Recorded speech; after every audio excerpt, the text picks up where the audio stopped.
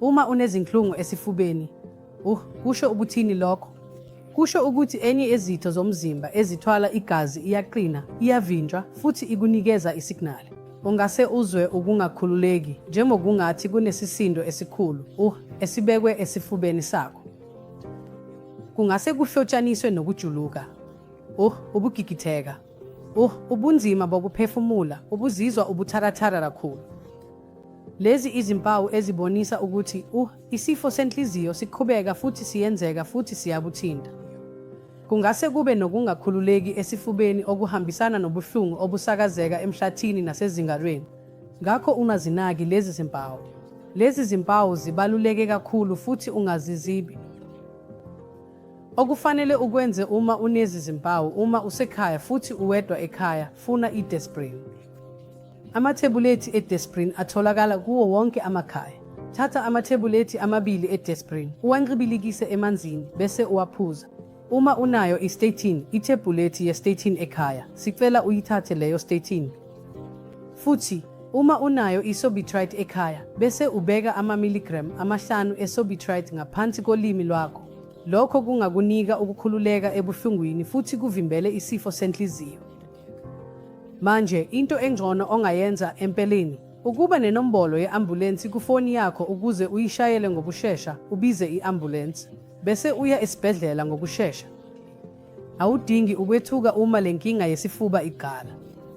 Futhi ngenkathi usendlini, ungathuki ngoba ukucindezeleka kuzokwandisa lesi sigameko.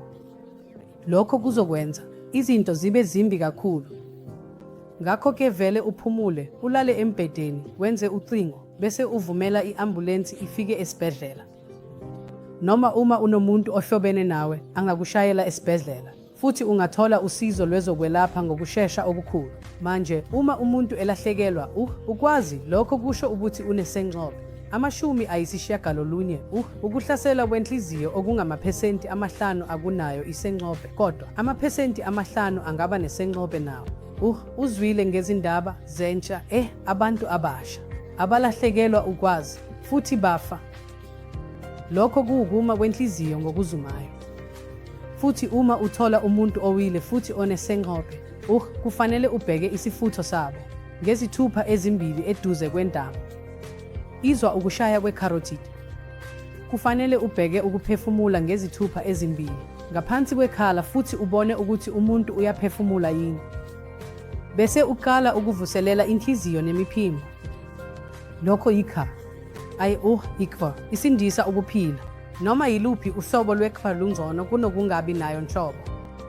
Uma kwenzeka unayo i-8 i-automatic external defibrillator eduze kwakho, impilo ingasindiswa ngendlela engcono.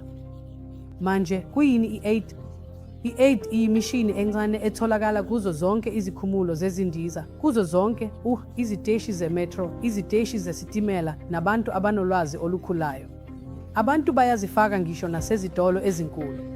Leli ibhokisi elincane iza nezincwadi zemiyalelo.